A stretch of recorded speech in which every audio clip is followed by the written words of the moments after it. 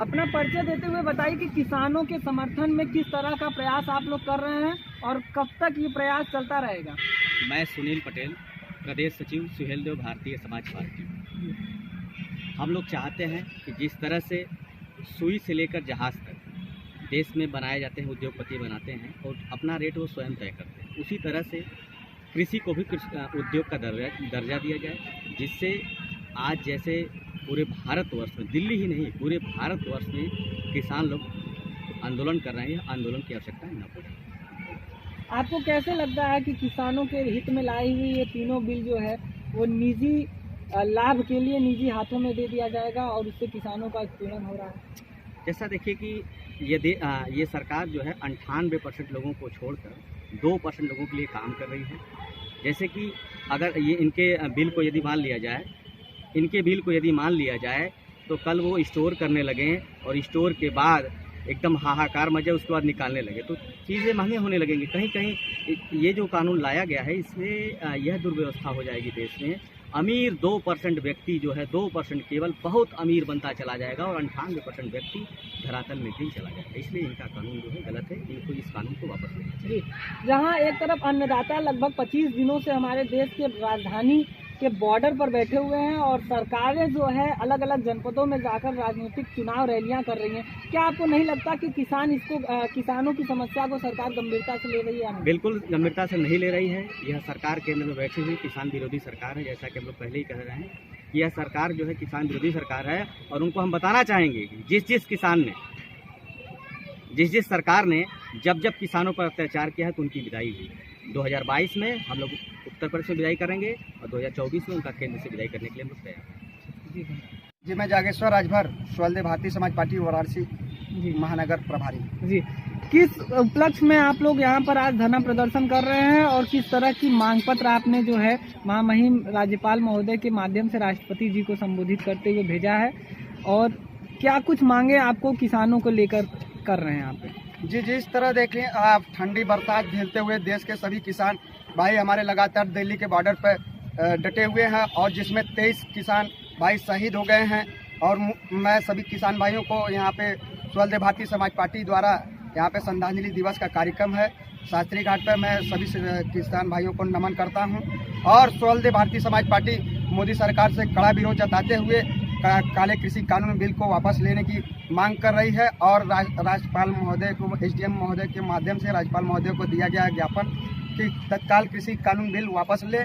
और सुहेलदेव भारतीय समाज पार्टी सदैव किसानों की हितैषी रही है और किसानों के आह्वान पर आज शास्त्री घाट पर श्रद्धांजलि दिवस का कार्यक्रम मनाया जा रहा है। जी, जहां एक तरफ किसान कह रहे हैं कि कोई भी राजनीतिक संगठन हमारे साथ खड़ा न हो और अपने झंडे को लेकर हमारे साथ न आए, क्या किसानों की आड़ में सुहेलदेव भारतीय समाज पार्टी अपने राजनीतिक चेहरे को चमकाने का प्रयास कर रही है या सत्य में उनके साथ अपनी हितैषी का कार्य कर रही है?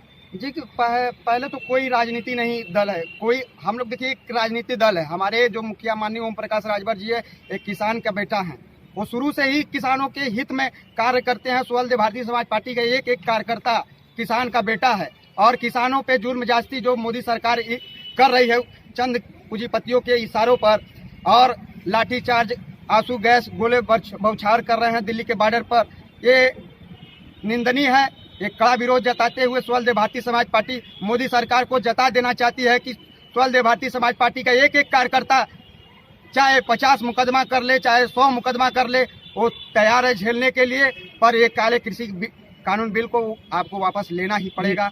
जहां एक तरफ सरकार कह रही है कि ये सारे बिल किसानों के लाभ में है, उनके हित में है, वहाँ आपको कैसे लगता है कि ये तीनों कानून जो है काले कानून है और वो किसानों का उत्पीड़न कर रही है? मैं बताता हूँ जी, अपना परिचय देते हुए बताइए। शशि प्रताप सिंह, प्रदेश उपाध्यक्ष सुहेलदेव भारतीय समाज पार्टी। जी, सरकार ने जो ये तीनों बिल ले आया है, सरकार कह रही है कि यह बिल सही है, जी, किसानों के लाभ में है। किसानों के लाभ में है। जी, मोदी जी 2014 के पहले उन्होंने कहा था कि हमारी सरकार बन जाएगी तो खुशहाली, अमन, चैन आ जाएगा और 15-15 लाख रुपया और 2 करोड़ नौकरी देंगे। उस वादे पर फेल हो गए। किसान इस बात को कैसे विश्वास कर ले कि आप जो अभी कह रहे हैं, जो कानून ले आए हैं, वो कानून आप सही बोल रहे हैं। हो सकता है बाद में आपने कानून को बता दिया, बाद में आपके गृह मंत्री जी कह देंगे तो जुमला था। इसी बात का विश्वास किसान नहीं कर पा रहा है जैसे MSP है, जी मिनिमम सपोर्ट प्राइस, जी न्यूनतम समर्थक समर्थन मूल्य, मूल्य जी आप लिख कर क्यों नहीं दे देते हैं कि अनाज ज्यादा पैदावार होगा फिर भी यह रेट रहेगा और कम पैदावार होगा फिर भी यह रेट रहेगा। जी ये क्या कर रहे हैं कि खोल दे रहे हैं इसको कि इस किसान कहीं भी अपना सामान ले जाकर बेचेगा। अब बताइए, आलू का पैदावार अगर जरूरत ज़्यादा हो जाएगा, किसान मेहनत करके उसमें पैसा लगाया है और 1 रुपये किलो आलू बिकने लगेगा तो किसान तो मर जाएगा।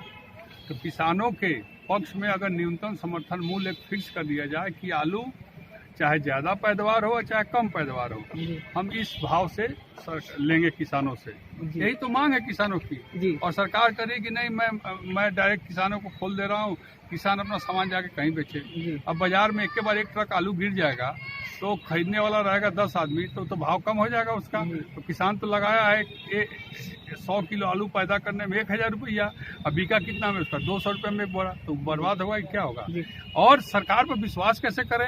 सरकार ने जितने वादे किए 2014 में, 2019 में, एक भी वादा उनका पूरा नहीं हुआ आम जनता के साथ। बाकी वो जो काम कर रहे हैं तो अपने लिए कर रहे हैं, जी तो कैसे हम विश्वास करें? यही बात को किसान लेकर वहाँ डटे हुए हैं जी कि प्रधानमंत्री जी खुद आवे और लिखित हमको दें। जी। प्रधानमंत्री जी तो घूम घूम के कह रहे हैं कि नहीं, किसानों से कोई अहित नहीं होगा, जी। लेकिन आप तो कहने को तो कहते हैं लेकिन पूरा तो करते नहीं है। जी।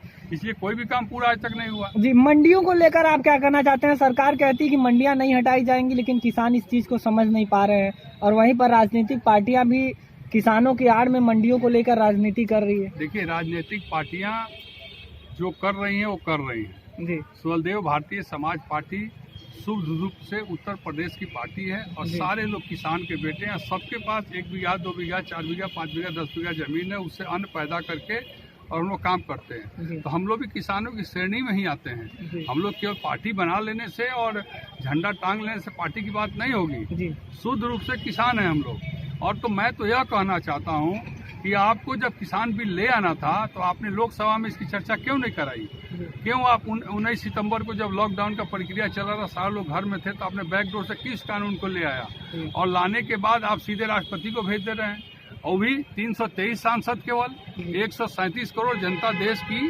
323 सांसद बीजेपी के, यही 323 सांसदों ने मिलकर ही ना इस अध्यादेश को लाया, कानून को लाया और राष्ट्रपति के पास भेज कर उसे साइन करवा लिया। जी क्या 137 करोड़ जनता बेवकूफ है?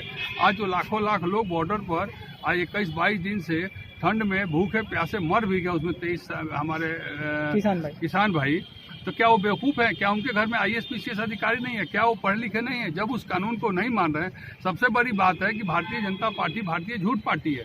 ये इतना झूठ बोलती है कि कोई भी विश्वास नहीं करेगा, अभी भी विश्वास नहीं करेंगे।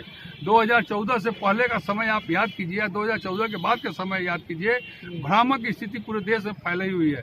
रात को आदमी सोता है तो सुबह उठने के पहले सोचता है कि पता नहीं कौन सा नियम कानून आ जाएगी, घर से निकलना बंद हो जाएगा, कौन सी GST आ जाएगी, कौन सा ये कानून है, कब नोट बदल देंगे, कब घर बदल देंगे, कब जमीन की हथिया लिया जाएगा, बुलडोजर चला दिया जाएगा। आज क्या हो रहा है? इसके पहले कभी सुना है आपने कि कोई क्रिमिनल या कोई बदमाश कोई पकड़ा जाता था तो उसको जेल में सजा दी जाती थी, उस पर कठोर कार्रवाई की जाती थी, उसका घर बुलडोजर से नहीं गिरवाया जाता था? यह सरकार क्या कर रही है? मतलब आपको लगता है कि जहां विकास दुबे को मरवा दिया गया तो वो सरकार गलत की? विकास दुबे को मरवाना उचित था, जी, लेकिन विकास दुबे का घर गिरवाना अनुचित था। क्यों? अब असंवैधानिक तरीके से और जो है गलत तरीके से धन अर्पित देश को आजाद हुए 75 साल हो गए जी 74 साल जी 74 साल में आपने कभी सुना कि किसी अपराधी का घर गिरवाया गया? और एक भी आपको उदाहरण दे देंगे, राजनीति में छोड़ दूंगा। जी लेकिन विकास दुबे अपराधी था, अपराधी है, जी और विकास दुबे को जो भी शरण दिए हैं और उसके साथ रहे सारे लोग अपराधी हैं। जी लेकिन उनके बाल बच्चों और परिवार का क्या कसूर है जिनका घर गिरवा के बेघर कर दिया गया? जी राम जी की जो मंदिर थी अयोध्या में, जी उसको मुगलों ने गिरवा दिया। जी राम जी कई साल तक तिरपाल में रहे। क्या अच्छा लगा हम लोगों को कि हमारे भगवान, हमारा आराध्य देव तिरपाल में रहें? उसी तरह उनके परिवार के लोग तिरपाल में रह रहे हैं, चाहे किसी भी बदमाश, गुंडा तो गुंडा, जी। आतंकवादी। किसानों को लेकर सुहेलदेव भारतीय समाज पार्टी आगे क्या कुछ कर सकती है? सुहेलदेव भारतीय समाज पार्टी जी पूरे उत्तर प्रदेश के 75 जिले में किसानों के आह्वान पे जी। जो किसान कहेंगे उनके साथ कदम से कदम मिलाकर चलेगी। और आने वाले अगले रविवार तक जी अगर किसानों का मामला नहीं सलटाया गया, जी जैसे कृषि मंत्री तोमर जी कह रहे हैं कि सलटा लेंगे, जी। प्रधानमंत्री जी लंबी लंबी भाषण दे रहे हैं रविन्द्रनाथ टैगोर जी से दाढ़ी बढ़ा के, जी तो ये लोग जुमलेबाज हैं, ये लोग झूठे पार्टी वाले हैं, इसीलिए किसान विश्वास नहीं कर रहा है। जी। अगर किसान का आंदोलन खत्म नहीं तो सुहेलदेव भारतीय समाज पार्टी का भी पूरे 75 जिलों में आंदोलन इस तरह चलता रहेगा। जी, धन्यवाद।